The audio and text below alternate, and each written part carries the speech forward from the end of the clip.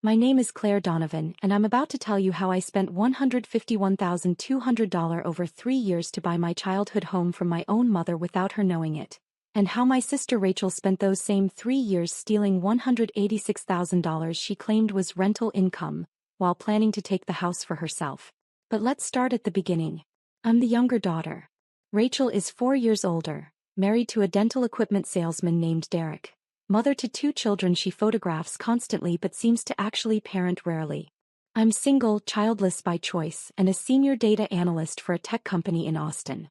I make $140,000 a year. I own a condo. I have a retirement account that makes my financial advisor smile. But in the Donovan family hierarchy, Rachel was always the golden child because she gave mom grandchildren and stayed close to home. Never mind that close to home meant she lived in mom's house rent-free for 6 years before marrying Derek. Never mind that those grandchildren visited maybe twice a month despite living 20 minutes away. Our mother, Patricia Donovan, bought her house in Scottsdale, Arizona in 1989 for $185,000. By 2021, it was worth $1.2 million. A 4-bedroom ranch with a pool, mature landscaping, and mountain views. Mom had refinanced twice over the years. When our father died in 2018, she still owed $380,000 on the mortgage. The monthly payment was $4,200 including property taxes and insurance. Dad's death devastated her. He'd handled all the finances. Mom had no idea what she actually owed, what her interest rate was, or when the house would be paid off. She just knew that every month $4,200 left her checking account. Dad's life insurance paid out $250,000. Mom used it to pay off credit cards and make some home repairs. By mid-2019 that money was gone. She was living on Social Security, $1,850 monthly, and a small pension from her years as a school secretary, another $900 monthly. Total monthly income, $2,750. Monthly mortgage, $4,200. Monthly deficit, $1,450. Mom started draining her savings. She had maybe $40,000 left from what she and Dad had accumulated over 40 years of marriage. Rachel's solution? Mom, you should rent out the casita. The casita was a detached guest house. 1 bedroom, 1 bath, kitchenette, about 650 square feet. Dad had built it in 2005 when Grandma Donovan needed care. After Grandma passed in 2012, it sat mostly empty except for when out-of-town relatives visited. I can manage it for you, Rachel offered. I'll find tenants, collect rent, handle maintenance. You won't have to worry about anything. Mom, overwhelmed and grateful, agreed immediately. Rachel listed it on Craigslist in August 2019. She found a tenant, a graduate student named Monica, who paid $1,400 monthly. Deposited directly into Rachel's bank account. It's easier this way, Rachel told Mom. I'll handle the tenant issues and just give you the money. Except Rachel never gave Mom the full $1,400. She gave her $800. After expenses, Rachel explained. I have to cover advertising, maintenance reserves, my management time. $800 is fair. Mom accepted it because she trusted Rachel. Because Rachel was the good daughter who stayed close, who offered to help, who seemed to have everything figured out. But $2,750 in income plus $800 in rent still left Mom short $650 every month. Her savings kept shrinking. I lived in Austin. I visited every 2 months. I called every Sunday. And during one of those calls in March 2021, Mom mentioned she was having trouble making ends meet. How much trouble? I asked. She went quiet. Then, I'm down to about $8,000 in savings. At this rate, I'll be empty by October. Mom, what's your monthly shortfall? Around $650. The mortgage is just, it's so much, Claire. I did the math instantly. She'd run out of money in 12 months. Then what? Foreclosure? Bankruptcy? Moving in with Rachel, who'd absolutely hold it over her forever. Mom, send me your mortgage statement and your budget. She did. I reviewed everything. And I made a decision. I'm going to cover the shortfall, I told her. Claire, no. I can't let you. You're not letting me do anything. I'm doing it. $650 a month. I'll set up automatic transfers to your checking account on the 1st of every month. Honey, that's too much. Mom, it's nothing.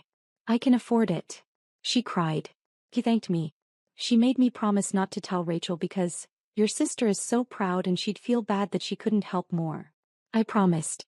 And I started the transfers in April 2021. But here's what bothered me. Why couldn't Rachel help more? Derek made good money. They lived in a nice house. They drove new cars. They took vacations. Why was Rachel collecting $1,400 monthly from mom's tenant but only giving mom $800? What expenses ate up $600 every single month? I started digging. I'm a data analyst. Research is what I do. I created a spreadsheet. I tracked everything I could find. Rachel's social media was a gold mine. Instagram post showed a girl's trip to Napa Valley, September 2019. Estimated cost $3,500. New patio furniture, March 2020. I found the exact set online, $4,200. Derek's early 40th birthday present. A golf simulator for their garage, June 2020. Retail price, $8,000. Kitchen renovation, August-October 2020. Based on the photos, $35,000 to $40,000. Family trip to Disney World, December 2020. Minimum cost for family of 4, $6,000. I added it up. In the 18 months after Rachel started managing the casita, she'd spent approximately $55,000 on discretionary purchases. Meanwhile, mom was draining her life savings at $650 per month. The math didn't work unless Rachel was using that $600 monthly expense buffer as her personal slush fund. I needed proof. In June 2021, I told mom I was going to cover the entire mortgage. Claire, that's $4,200 a month. I can't let you. Mom, listen to me. You're 71 years old. You shouldn't be stressed about losing your house. I can afford this. Let me do it. But the casita rent. Keep it. Use it for groceries, utilities, whatever you need. I've got the mortgage. She cried again. She said I was too generous. She said she didn't deserve this. I set up automatic payments directly to her mortgage company. Starting July 2021, I paid $4,200 every month. Mom kept the $800 Rachel gave her from the casita rent. Mom's finances stabilized. Her savings account stopped shrinking. She could breathe again. And I kept watching Rachel. By November 2021, I noticed something. Rachel's Instagram showed a new tenant in the casita. The graduate student Monica was gone. Now there was a young professional named James. I did some digging. Property rental listings. Facebook Marketplace.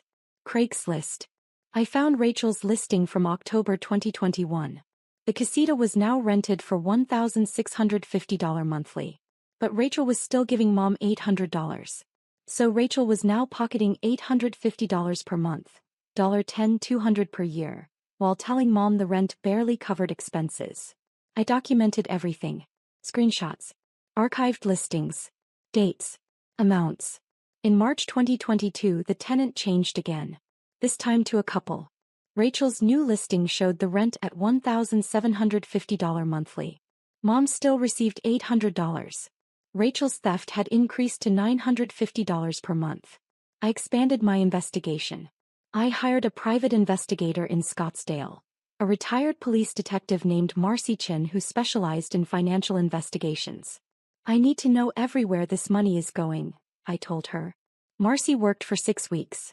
Her report, delivered in May 2022, was devastating. Rachel had opened a separate checking account in 2019, one Derek apparently didn't know about. Every rent payment went into this account. From there, Rachel was paying for a gym membership, $180 per month. Paying for her children's private swim lessons, $320 per month. Funding her emergency savings account, averaging $400 per month. Spending on personal shopping, restaurants, and entertainment, averaging $500 per month. Total monthly misappropriation, averaging $1,400 for the first 2 years, then $1,650 after rent increased, then $1,750. Over 3 years, August 2019 to August 2022, Rachel had stolen approximately $55,600 from what should have been mom's rental income. But it got worse. Marcy also discovered that in January 2022, Rachel had discussed the house situation with a real estate attorney. The consultation notes, which Marcy obtained through a contact, showed Rachel asking about how to establish ownership of property through caretaking, whether long-term financial management could demonstrate entitlement, what happens to property when an elderly owner can't afford payments. Rachel was positioning herself to claim Mom's house. I upgraded Marcy's investigation. I need forensic accounting. Every dollar Rachel has touched regarding that property for the last 3 years. Marcy brought in a certified forensic accountant named David Park. They worked for 3 months. The final report, delivered in November 2022, showed total rental income collected by Rachel, August 2019 to October 2022, $52,800 total given to Mom, $25,600 total misappropriated, $27,200. But there was more. Rachel had also charged Mom $3,400 for casita repairs that cost $1,200, overcharge $2,200. Billed Mom $1,800 for deep cleaning between tenants that Rachel did herself, pure profit, $1,800. Charged $950 for painting supplies, for touch-ups she never actually did, theft, $950. Submitted landscaping bills totaling $4,200 for maintaining casita, appeal. The landscaper confirmed Rachel paid him $1,800, theft, $2,400. Total theft through fraudulent billing, $7,350. Grand total stolen from Mom, $34,550. And that didn't include the ongoing theft of $950 monthly that was still happening. I had everything documented: bank statements, tenant payment records, invoices, contractor confirmations, Rachel's personal account transactions. I scheduled a meeting with an estate planning attorney named Susan Whitfield. I want to make sure my mother's house is protected, I told her. And I want my sister held accountable for what she's stolen. Susan reviewed everything. This is elder financial abuse. It's a felony in Arizona. I don't necessarily want Rachel arrested, I said. I want Mom protected and I want Rachel to face consequences. Can we structure this so I have options? Susan nodded. Your mother needs to update her will and estate plan immediately. Given that you've been paying the mortgage for 18 months, we should also discuss ownership transfer options. We crafted a plan. First, Mom would create a new will, one that clearly stated her wishes and eliminated ambiguity. Second, we'd establish a revocable living trust with me as trustee and successor owner of the house. Third, we'd prepare a full accounting of Rachel's theft to present to the family. Fourth, we'd give Rachel a choice: return the money and walk away or face criminal charges for elder financial abuse. I flew to Scottsdale in December 2022. I took Mom to lunch at her favorite restaurant. Mom, I need to talk to you about something serious. I showed her everything: the bank statements, the rental listings showing increasing rent, the forensic accounting report, the fake invoices. She went pale. Rachel wouldn't. She's been helping me. Mom, Rachel has stolen over $34,000 from you. And she's been planning to claim your house based on her financial management of your affairs. Mom started crying. I trusted her. I know. But we need to protect you. And we need to make sure this house goes where you want it to go. I assumed I'd split everything between you girls. Mom, I've paid $75,600 in mortgage payments over the last 18 months. I'm going to continue paying them. Not because I want the house but because I don't want you to lose it. But we need legal protection. She was quiet for a long time. Then, what do you think I should do? I think you should set up a trust. Name me as trustee. Make it clear that the house will be mine when you're gone. Compensation for the mortgage payments, and recognition that Rachel has already taken more than her share through theft. She nodded slowly. Let's do it. We met with Susan Whitfield the next day. Mom signed the trust documents on December 15, 2022. The house was now in the Patricia Donovan Revocable Living Trust. Mom retained the right to live there for life. Upon her death, the property would transfer to me automatically. No probate. No contest period. Clean transfer. Rachel knew nothing about any of this. I continued paying the mortgage. Mom continued taking Rachel's $800 monthly payments. We waited. The confrontation came in August 2023. Mom had a health scare, a minor stroke. She recovered well, but it scared everyone. Rachel suddenly became very interested in Mom's affairs. We need to talk about your estate planning, Rachel told Mom during a hospital visit.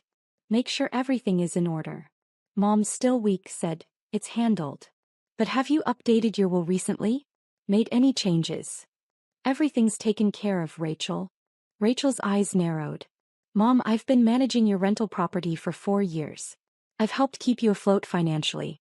I think I deserve to know what your plans are. That's when Mom called me. Claire, Rachel won't stop pushing.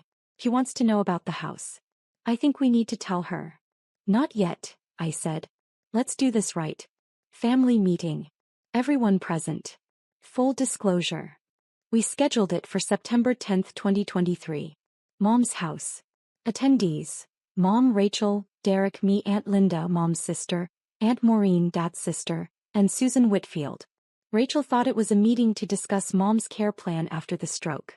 She had no idea what was coming. Everyone gathered in Mom's living room.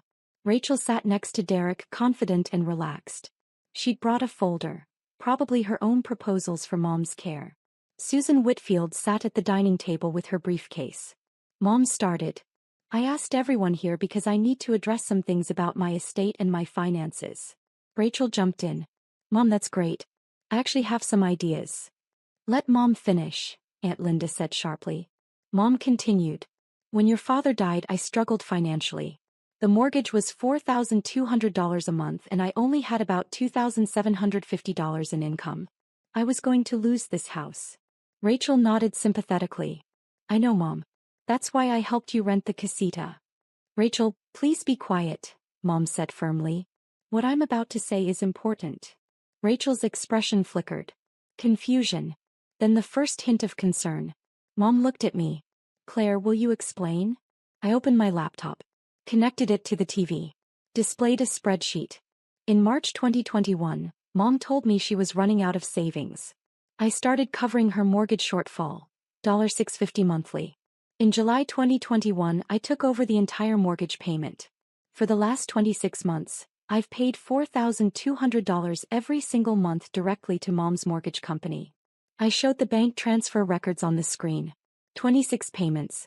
$4,200 each. Total, $109,200. Rachel's face went white. You've been paying Mom's mortgage? Yes. Mom asked me not to tell you because she didn't want you to feel bad that you couldn't help. I was helping. I was managing the casita. Let's talk about that. I pulled up the next slide. Rachel's rental listings. August 2019, $1,400. October 2021, $1,650. March 2022, $1,750. These are your listings for the casita. These are the amounts you collected from tenants. Next slide. Mom's bank statements showing Rachel's deposits. Consistent $800 payments. This is what you gave Mom. Every month. $800. Even as the rent increased, you kept giving her $800. Rachel's voice was shrill. There were expenses. Management fees. Maintenance. Really? I pulled up the forensic accounting report. Let's review the expenses. I went through every line item. David Park, the forensic accountant, stood up from where he'd been sitting quietly in the corner. I'm David Park, certified forensic accountant. I've examined every transaction related to this property for the last 4 years. He pulled out his own folder. Ms. Rachel Donovan collected $52,800 in rental income. She gave her mother $25,600. She misappropriated $27,200. Rachel stood up. This is insane. You hired an accountant to investigate me. Sit down, Rachel, Aunt Linda said. David continued. Additionally, Ms. Donovan submitted fraudulent invoices for repairs and maintenance totaling $7,350. She charged her mother for services that were either never performed or wildly inflated. He displayed copies of the fake invoices next to the real contractor receipts. Rachel's face was crimson. Those were legitimate expenses. No, they weren't, David said calmly. I've confirmed with every contractor. You billed your mother $3,400 for repairs that cost $1,200. You charged her $950 for painting supplies that were never purchased. You submitted landscaping bills for $4,200 when the actual cost was $1,800. Derek spoke for the first time. Rachel, what the hell is he talking about? Rachel turned on me. You've been spying on me. You've been building some kind of case against me. I've been documenting your theft from our mother, I said. There's a difference. Mom promised me this house. Rachel screamed. I've been taking care of her. I've been managing her property. You live in Texas. You barely visit. I stood up and walked to the table. I pulled out 3 years of bank statements and slid them across to Rachel. Who paid the $4,200 monthly mortgage since July 2021? Rachel stared at the statements. Her hands shook. Answer the question, Rachel. Who kept Mom from losing this house? Who paid $109,200 over the last 26 months? That doesn't mean. Who stole $34,550 from Mom while pretending to help her? The room was dead silent. David Park stood again. And I found where your sister's rental income actually went. He displayed Rachel's secret checking account transactions. The gym membership. The swim lessons. The shopping trips. The deposits to her personal savings account. You were building a nest egg with money you stole from your mother, David said flatly. Rachel started screaming. Promised me the house. It's decided. I'm the one who. Rachel, Mom's voice cut through the hysteria. I never promised you this house. Rachel froze. Yes, you did. You said. I said I'd take care of things fairly. That's not a promise. And stealing from me isn't fair. Susan Whitfield opened her briefcase. Mrs. Donovan created a revocable living trust on December 15, 2022. The house is now in the trust. She retains life estate rights. Upon her death, the property transfers to Claire as sole beneficiary. She slid the trust documents across the table. Rachel grabbed them. Read the first page. Then the second. Her face went from red to white to gray. You cut me out completely? You stole from me, Rachel, Mom said quietly. For 3 years. And you were planning to claim my house based on financial management, when Claire was the one actually saving it. Aunt Maureen spoke up. Patricia, are you sure about this? I'm absolutely sure, Mom said. Claire has paid over $100,000 in mortgage payments. She's never asked for anything in return. She's never stolen from me. She's never lied to me. Rachel has done all three. Rachel turned to Derek. Say something. Derek was staring at the forensic accounting report. You have a secret bank account? It's not secret, it's just. You've been depositing rental income into an account I don't know about and using it for gym memberships and shopping? Derek. We're supposed to be saving for the kids' college. You told me we couldn't afford to contribute more to their 529s. The marriage implosion was happening in real time. Rachel spun back to me. You did this. You turned Mom against me. You've been planning this for years. I've been protecting Mom for years, I corrected. There's a difference. Susan Whitfield spoke again. Ms. Rachel Donovan, you have 2 options. Option 1. You sign a repayment agreement for the $34,550 you stole from your mother. The payment plan can be structured over time, but it must be legally binding. Option 2. Rachel asked through gritted teeth. Option 2. We file a police report for elder financial abuse and fraud. In Arizona, this is a Class 2 felony with a sentencing range of 3 to 12.5 years in prison. Rachel's legs gave out. She sat down hard. Derek was staring at his wife like he'd never seen her before. You stole $34,000 from your mother? It wasn't stealing. I was managing. You charged her for repairs you never did. You kept rental income.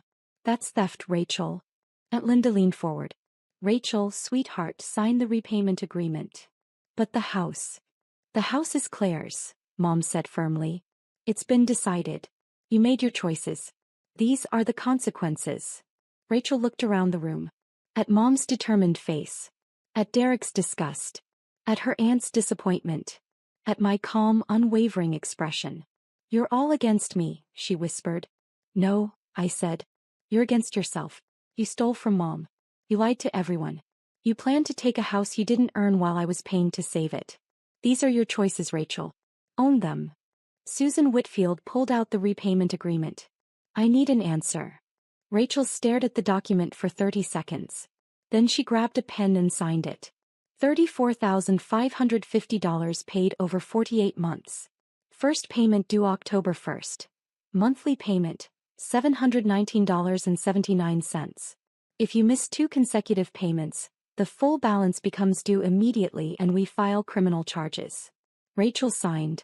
Derek stood up. We're leaving. Derek. Now Rachel. They left without another word. Aunt Maureen started crying. Patricia, I had no idea. No one did, Mom said. Rachel was very good at looking helpful while helping herself. The meeting ended quietly. Aunt Linda hugged me. You did the right thing, Claire. I protected Mom. That's all I did. After everyone left, Mom and I sat on her patio. I'm sorry, she said. For what? For not seeing it sooner. For trusting Rachel so completely that I didn't question anything. Mom, she's your daughter. You're supposed to be able to trust your daughter. I should have trusted both my daughters equally. I always thought Rachel needed more support because she had kids, because she stayed close. But you're the one who actually supported me. We sat in silence for a while. What happens now? Mom asked. Now. Rachel makes her payments. She rebuilds her marriage if she can. And you live in this house without financial stress for the rest of your life. And you keep paying the mortgage? I keep paying the mortgage. In 3 more years it's paid off completely. The house will be worth probably $1.4 million by then. And when you're gone, many, many years from now, it becomes mine free and clear. Do you resent that? Paying all that money? No. I'm investing in your security and my future. That's not resentment. That's strategy. She smiled. You're so much like your father. I'll take that as the highest compliment. Rachel has made every payment. $719.79 on the first of every month. She's paid back $12,956.22 so far. Only $21,593.78 to go. She and Derek separated for 4 months but are trying to reconcile. They're in marriage counseling. The kids don't know the full story, just that Aunt Claire helps Grandma with the house. Rachel doesn't come to family gatherings anymore. She drops the kids off for visits with Mom but doesn't stay. Mom and I have gotten closer. I fly to Scottsdale once a month. We cook together. We work in her garden. We watch old movies. I've now paid $145,200 in mortgage payments. The remaining balance is $187,000. At my current payment rate, the house will be paid off in August 2027. Mom is 74 and in good health. She swims every morning. She volunteers at the library. She's dating a retired teacher named Frank who makes her laugh. She's living the life she deserves. Secure, comfortable, free from financial stress. Me. I'm living with the satisfaction of knowing I protected someone who needed it, stood up to someone who deserved it, and secured a future asset that I genuinely earned. People ask if I regret how things went down with Rachel. The answer is no. Rachel had every opportunity to be honest. To help Mom fairly. To build equity in our family relationship instead of stealing equity from Mom's house. She chose theft. She chose deception. She chose to assume she'd inherit something she never earned. I chose protection. I chose documentation. I chose to invest actual money into actual security. That's the difference between entitlement and earning. And when Dad's fork dropped at that family meeting, when Rachel's whole world came crashing down in that moment of accounting, I didn't smile. I just watched someone face the consequences of their own choices. Because sometimes, the most loving thing you can do for a parent is protect them from the child who sees them as an asset instead of a person. Mom's house isn't Rachel's inheritance. It's my investment. And I earned every single square foot. Last week Mom updated her will again. Not the trust, that stays as is, but her personal property and remaining assets. She's leaving Rachel her jewelry and photo albums. She's leaving me her recipe collection and Dad's tools. Why the recipe collection? I asked. Because you're the one who'll actually use them, Mom said. Rachel has never cooked a meal that didn't come from a package. We laughed about that. But then Mom got serious. Claire, do you think Rachel will ever forgive me? I think Rachel will eventually forgive herself, I said. And once she does that, she might be able to understand why you made the choices you made. And us. Will we ever be sisters again? I thought about that. About all the years of taking second place to Rachel. About watching her get praised for mediocrity while my achievements went unnoticed. About the moment I realized she was stealing from our mother while I was saving her. I don't know, Mom. But I know this. I'm the sister who showed up when it mattered. Rachel will have to live with being the sister who didn't. Mom nodded. That's fair. Inside her house. My future house. The mortgage statement sits on the counter. Balance. $187,000. Monthly payment. $4,200. Paid by Claire Donovan. Automatically. Reliably. Without fanfare or expectation of praise. Just the way it should be. Because in the end, inheritance isn't about who asks for it loudest.